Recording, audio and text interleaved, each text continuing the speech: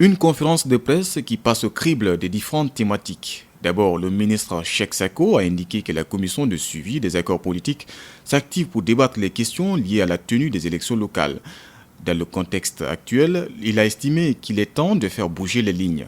Mais voyez-vous, dans les accords politiques, il est dit à un moment donné que les élections communales, municipales et locales auront lieu en 2016.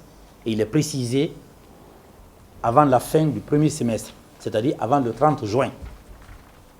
En ma qualité de président du cadre du dialogue, un engagement a été pris au nom de l'exécutif et au nom du président de la République.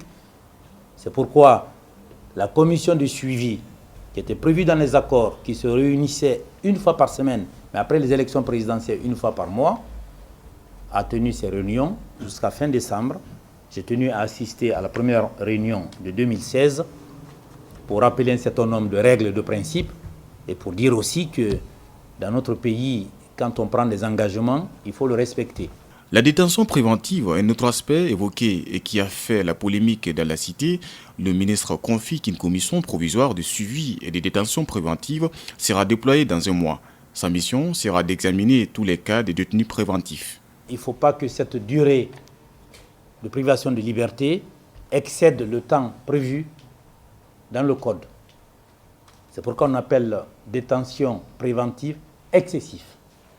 Et quand c'est des affaires criminelles, des affaires de viol, c'est tout à fait normal que les gens restent assez longtemps avant d'être jugés parce que le dossier est lourd, parce qu'il faut que le parquet fasse son travail, le juge d'instruction aussi, et puis la défense.